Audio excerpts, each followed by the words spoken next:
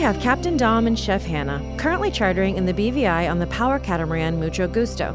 We talk about orcas in the Bahamas, sailing the intercoastal, and sushi. This is Stephanie Lowrey, and you're listening to the Songs in the Sails podcast. Hey guys, how are you doing today?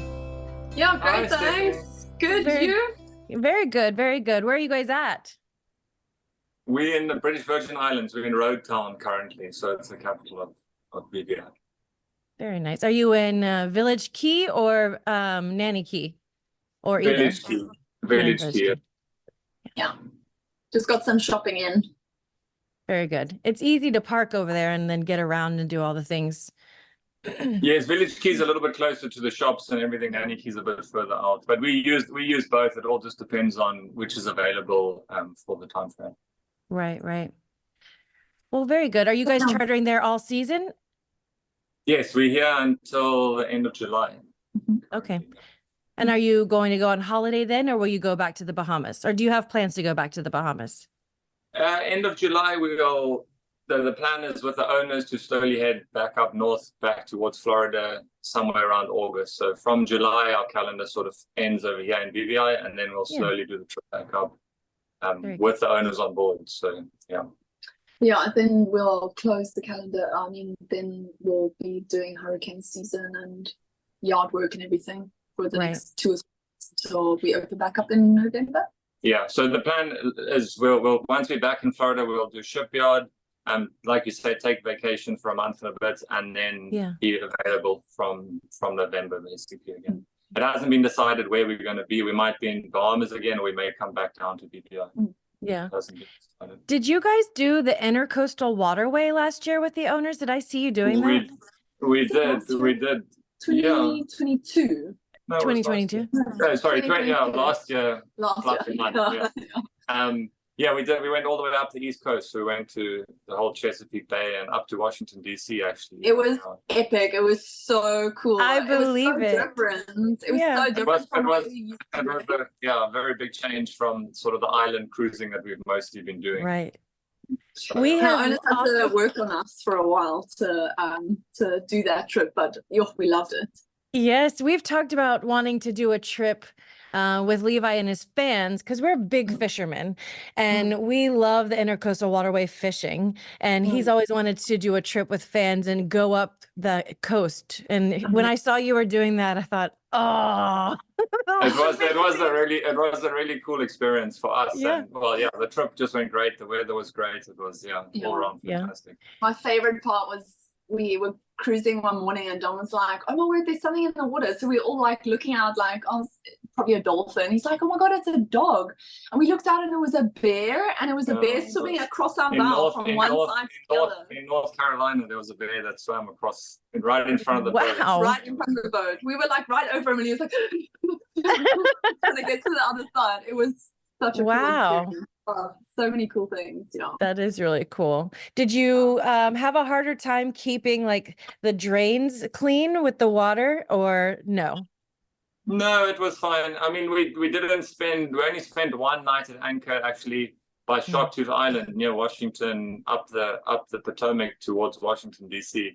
And we actually found shark's teeth at that island. But yeah, we pretty much were in the marinas every evening, because there's just not many spots to be out at. That makes sense. Oh, so cool. That is so cool. Any good fishing, or do you fish?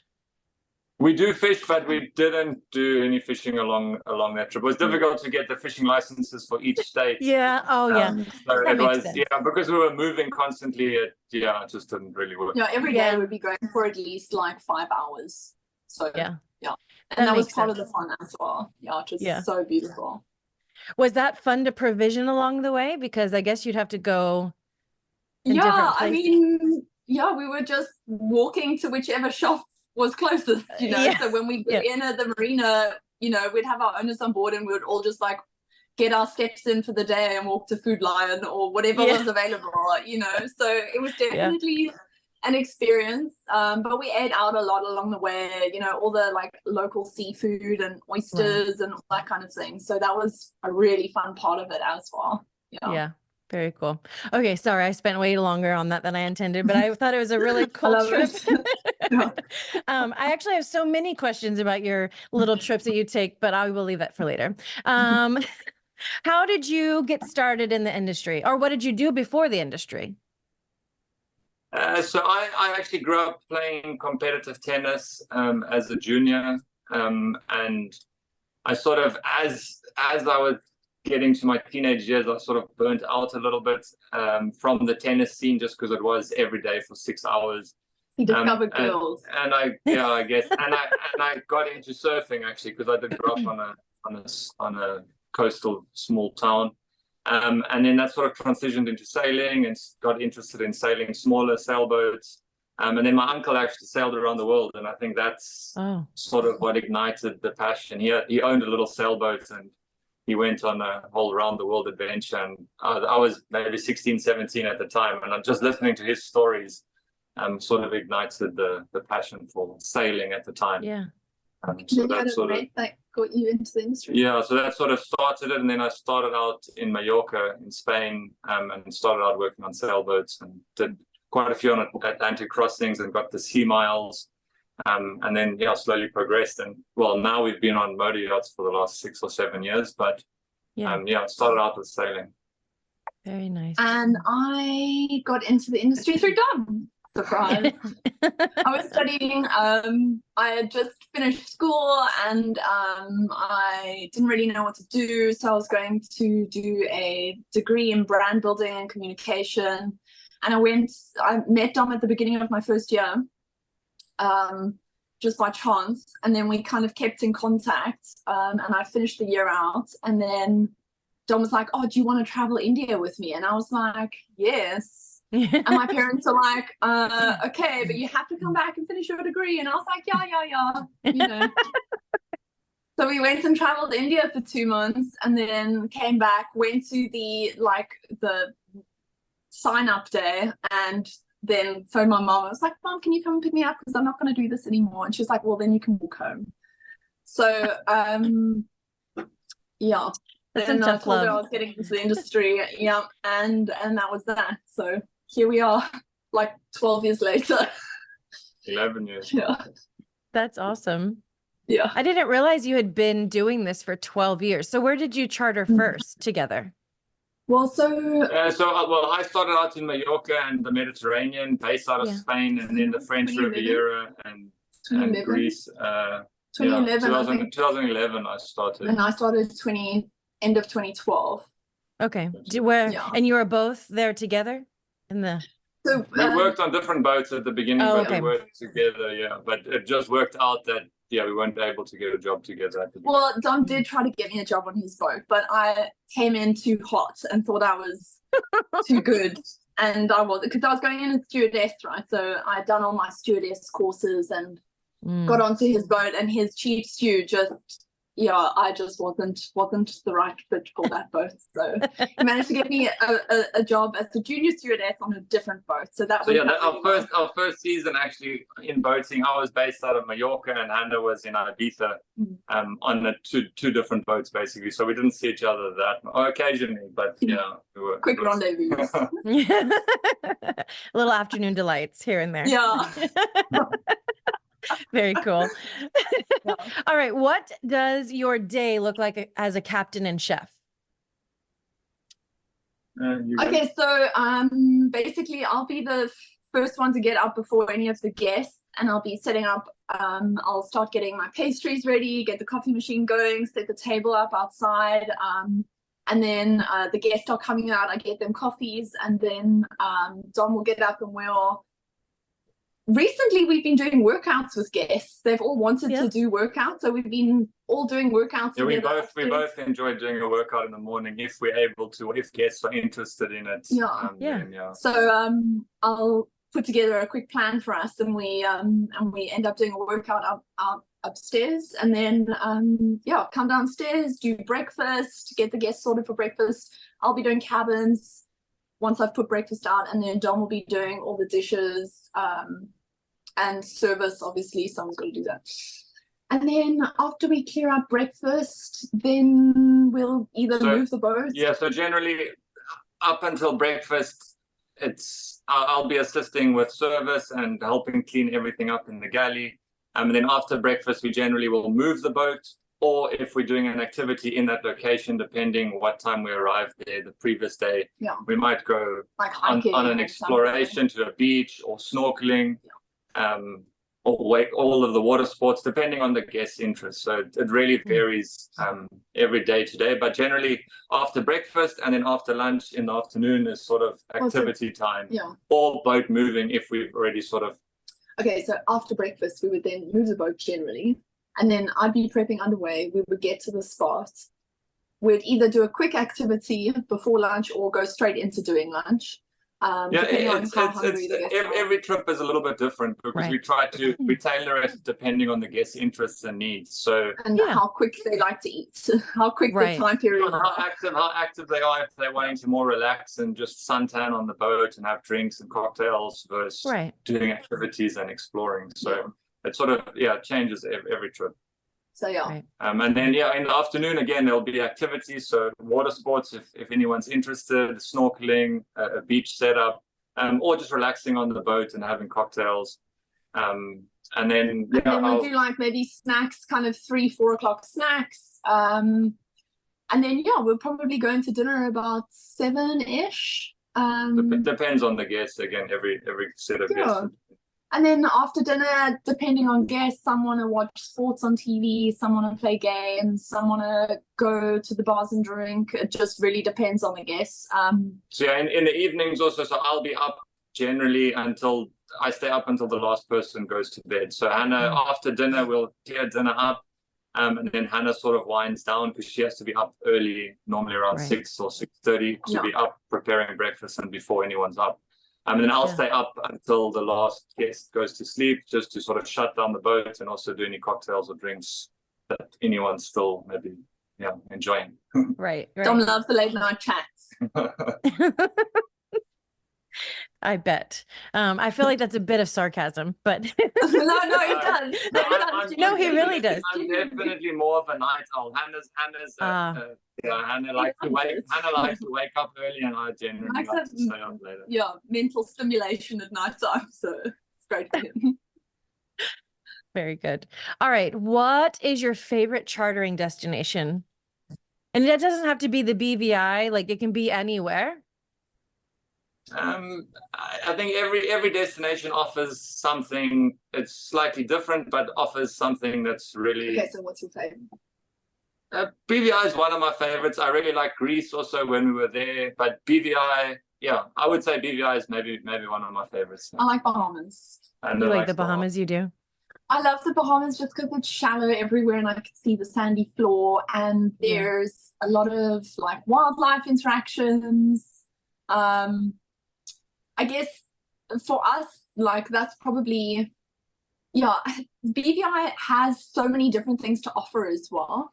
And that's what I'm really enjoying about it as well, spending more time here and like getting to know the area. So it's kind of hard, but I guess it's just very different. It's very difficult to sort of pick one favorite because the BVI versus Bahamas or versus Greece, everything is so different and they offer so like different experiences, a variety of things. So depending on the guests, they all can be amazing. Right, for sure. All right, what is your favorite meal to make, Hannah?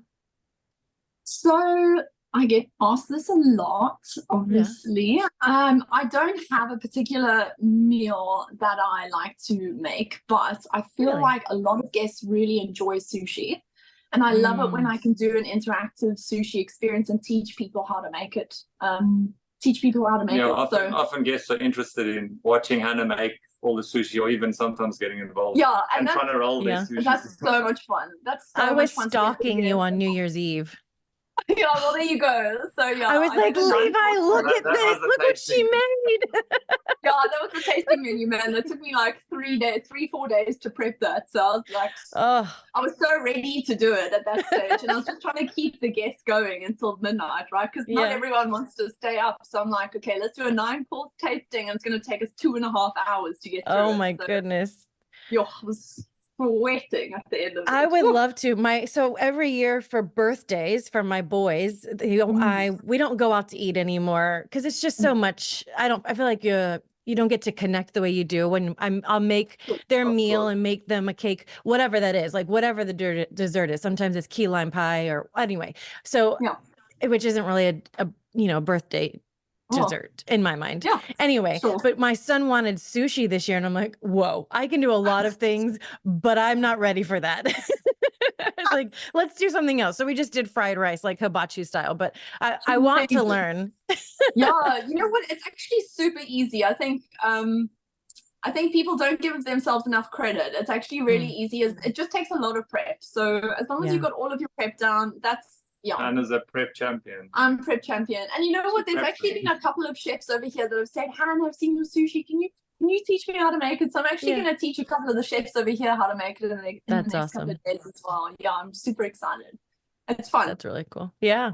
What is your favorite food that she makes, Dom?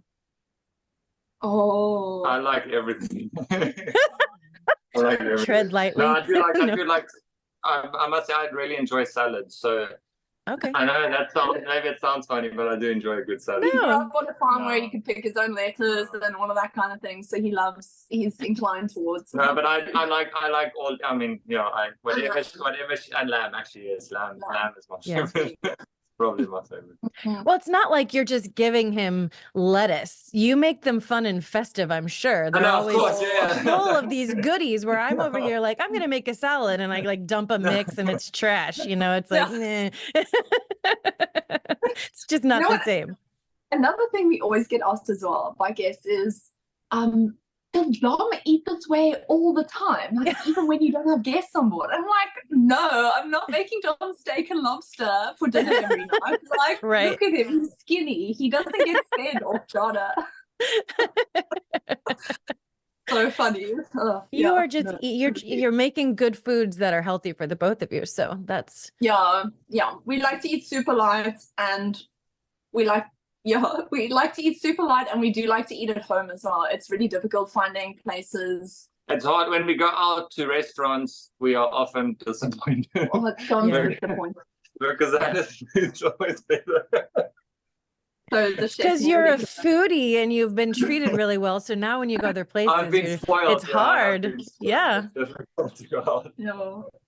I understand. We go to places and we're trying to look up on like their reviews, and that is super relative to where you are. Even still, like our friends over here invited us out for a birthday dinner the other day to a sushi restaurant, and we went there and we're like, oh, this is the sushi. Like, you know what I mean? We can make it so much better on the phone. Yeah, definitely relative to where you are. Yeah. Okay, what is your favorite dive or snorkel spot? Okay, I have two. I'm answering first. So in the Bahamas, I really love. Sorry to anybody who watches this. This is not corny. I just love this spot. Wadrick Wells. Yeah. In the Bahamas, we've had so many cool experiences there. Some like. At one point, we had like 9 huge eagle rays cruise past us and just swim around and kept and like I got like so close. Yeah, we were able to swim with them for quite a period. And then there's the sharks there and lobsters there, and on a good day, it's super clear in the water, so you can see the entire coral garden. Like that's my favorite. And my favorite spot in the BVI has probably been Mountain Points. I don't think I snorkeled that spot last time we were in the BVIs, and it is incredible. There's lots of different corals. So many different corals, so many fish, so healthy, so alive. So I think with snorkel spots, I enjoy every time I go in the water. So every spot offers something slightly different, and you also never know what you're going to see. Every time you jump in, it's sort of a surprise because you could actually see anything really. So Tom has commitment issues. He doesn't like to pick one spot. I love all the spots. He wants them to feel special, all of them. Every time, no, but sometimes you can snorkel the same spot from one day to the next. Inevitably, we do, and with different guests or different trips. And sometimes one spot can be amazing, and then you go there a The week next later day. and we don't see Anymore. nearly what we saw the previous time. So every time it's a new experience and it's exciting. I agree. When I go diving, it's the same. Even if I've done the same spot multiple times, it's always different every time. Yes. Yeah. Mm-hmm. What is your favorite activity on charter? Like a water sport, or what's your favorite? I love water sports. I love showing the guests a good time. And teaching water sports. And teaching them also. So I'm really good on a slalom, so on water skis, and then wakeboard and surfing, and I grew up doing all of those things with surfing and so on. So I enjoy, if the guests are able and are interested in it, then I love to take them or teach them if they haven't done it before and are learning. So it's quite rewarding. I would say freediving. I love freediving. I love teaching guests. That's my we both really enjoy freediving. I don't get out that often, but when I do, I do love to try and teach the guests how to hold their breath properly, how to equalize properly, and try and train them to do deeper dives and for longer. Well, what's your favorite activity? Working out. No? And I like to work out with the guests as well. It's really fun. I'm like, yes, somebody to work out with today. So what kind of workouts? Even earlier and works out. Yeah, otherwise I'll wake up early and do it before. What workouts do you do with them? Yoga or weights or what? Actually, no. I wish I could do yoga. That's definitely on my list of training that I would like to do. But no, I just follow a kind of weight and aerobic and Pilates kind of program. So whatever the guests are kind of able to do or want to do. Usually they have their own programs or have a preference, so we just go with that. Do you pair it with like keto or Whole30 or whatever? Definitely. I mean, not a specific diet, but a lot of the guests that we have on are like maybe low carb or gluten free or dairy free. So I usually would make meals that are very kind of healthy. And I mean, the diet that varies. Every guest, every set of guests with the preference sheets, Hannah will make whatever if they feel like burgers and hot dogs. Then definitely. I definitely have people that just want to just relax on holiday and just have food that's comforting. Then absolutely nice do that cocktail, as well. Good old pina colada. I'm the cocktail. Dom deals with cocktails. Someone asked me the other day, they were like, "Oh, Hannah, can we get a cocktail?" I was like, "Sure, speak to Dom." What is your favorite cocktail? I don't really have I don't really drink that much, so it's not like I'm drinking the cocktail. So what are your guests like? What do you find that your guests like the most? Margaritas are often a popular one. This way. Okay, he makes a really mean guava margarita with a tagine rum. It's so good.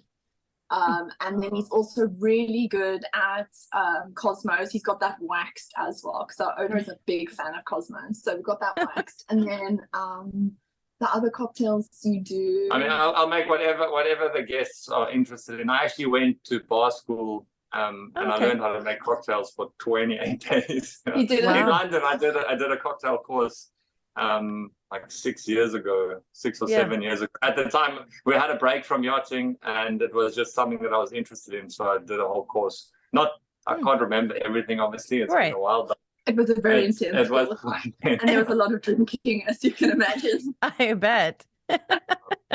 That's very cool. What is your favorite charter memory? So we have multiple. I mean, all of our charters have made it a really nice impression on us, throughout the years.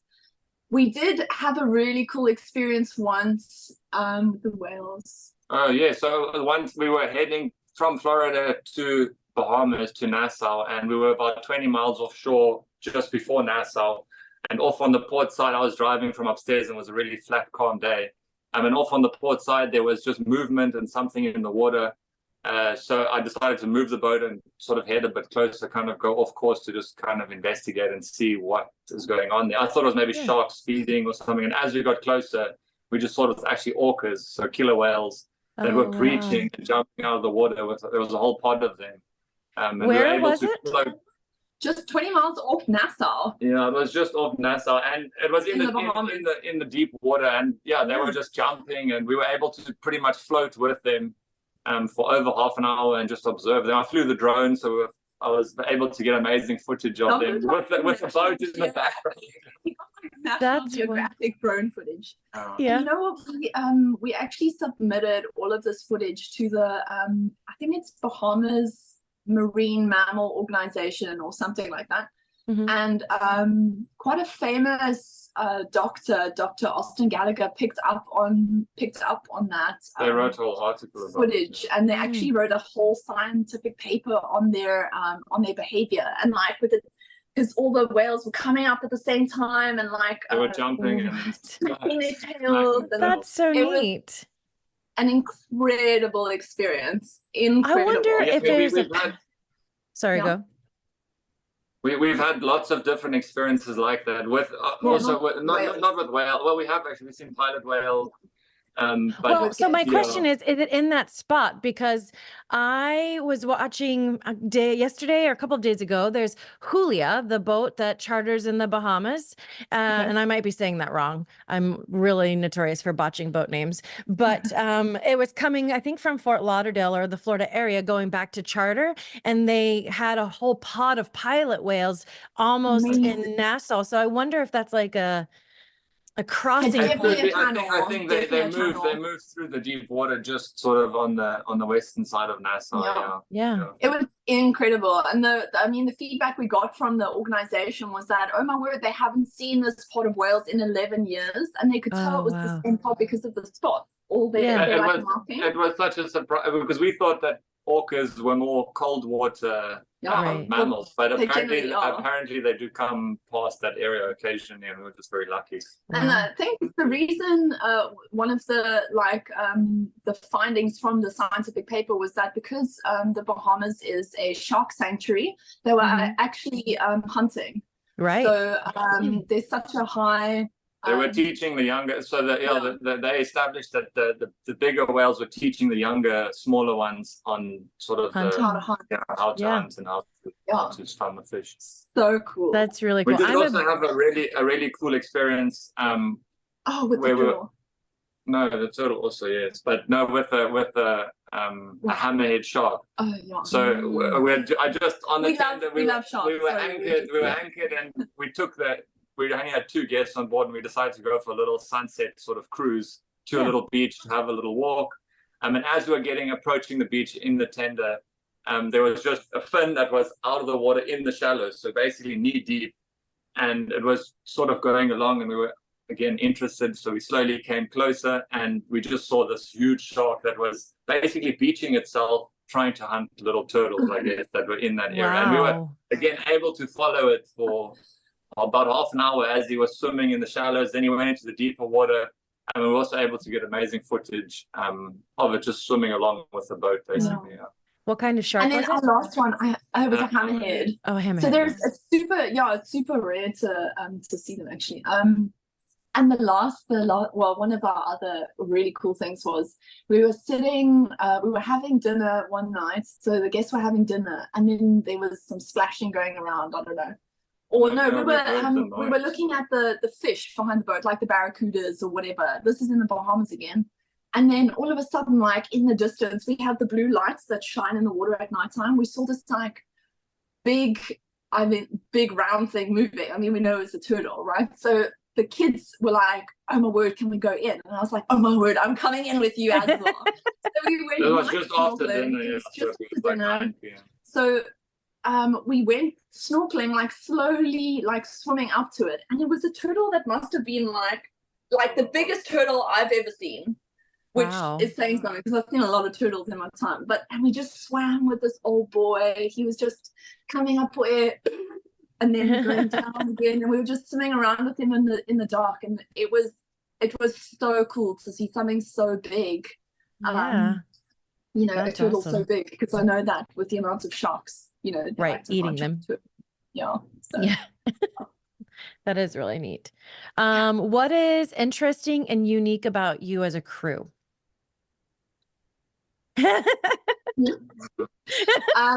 I we have a really good rapport. Dom and I have a really good rapport, and we're really like, we banter a lot. So I feel like the guests love to get involved in that. Well, sometimes. But, yeah, and we have a good sense of humor, I would say, as well. What else is special? We're both quite big in exploring, so we've I'm just saying outside of yachting, we've done quite a lot of exploring. We've hiked in the Himalayas. We've hiked up to Everest Base Camp. Actually, we've hiked the Appalachian Trail.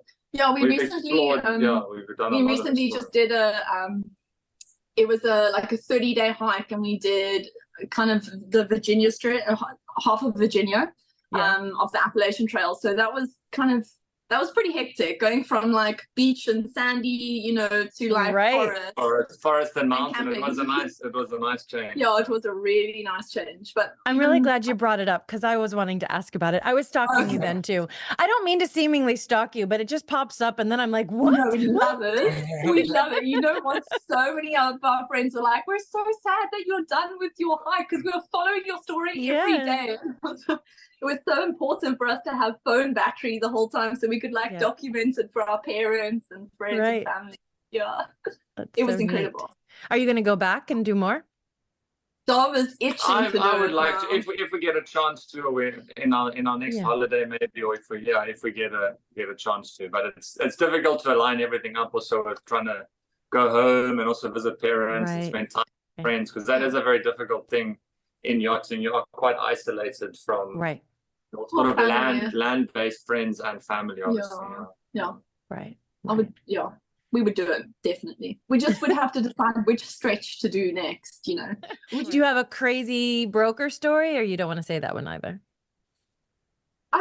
We had a broker try and book a charter that was going to be, it was a regular 7-day charter, but then she wanted us to take them like 600 miles, and she kind of gave that itinerary to the guests, and when we saw that, we were like, oh no, we're not going to be stopping anywhere at this rate, Sometimes it can be a little bit tricky with brokers or with guests and what they get promised sometimes, because some things are just not possible, or it wouldn't make a fun trip if we're just traveling for 5-6 hours every day. In the open ocean. There's nothing fun about that, So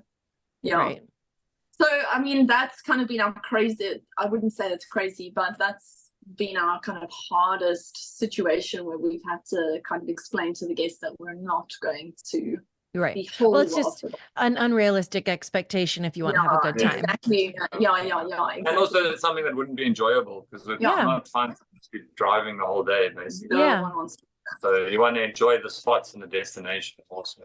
It's kind of the same in Greece, when people want to leave out of Athens and they want to go to Santorini and they want to go to all the places, and you're like, well, no, otherwise all you're doing is sailing or, whatever. It's like, let's do one way, like trying to do a round trip, especially. It's like, it's not happening unless you want to go for a longer time. But it's just, that's why we're supposed to help them understand that. But we work together with you guys. I totally, And I mean, if they want to charter for longer, then perfect, we can do it. But can't do that in a week. So but BVI is nice in that way that everything is generally less than 20 miles away. So even if we're going to the further points, it's less than an hour travel at the moment. So it is great in that sense. Although I did have somebody want to do BVI, go all the way to Martinique and come back and end in the BVI. And I was like, no, we're not going to do that. Sorry, guys. That's I'm like so grateful for brokers for handling that kind of situation. Like, please just set their expectations, because well, even when I send preference sheets to crew, I want to make sure that we're on the same page so that I can talk to them for you, right? So, but that's, I mean, most of us, I was trained that way, so I feel like a lot of us do that. But then there are some that are new that don't know what they're doing, and unfortunately, it gets. We've had preference sheets saying like, the guest has filled out the preference sheets that get sent to us, where it's like, would you like a fresh newspaper every day? Would you like your flowers refreshed every day? And I'm just thinking like, When are you going to get a newspaper? I don't know. Newspaper. Right? I can print that out from the internet, maybe. Like, there's your fresh newspaper, but that's silly. Or even fresh flowers, that's silly. Like, they should be fine. I mean, we're a 65-foot cabin. Yeah. Again, an unrealistic expectation. Maybe that's something they offer in a different area or boat, or maybe I think a bigger boat. it's just outdated also sometimes. Yeah, I mean, it's just maybe bigger boats can the offer sheep that. are I'm not not being sure. updated. Yeah. But anyway, well, I appreciate you guys for coming on. I had a lot of fun. Awesome. Yeah, lovely to chat to you, Stephanie. Yes, maybe we can come back together another time and we could have a mini sushi class, because I'm like really wishing I was in the islands and I want to come watch. 100%. I'll send you the prep sheet and then we can just... Thank you for tuning in to the Songs in the Sails podcast. We thrive because of listeners and viewers like you.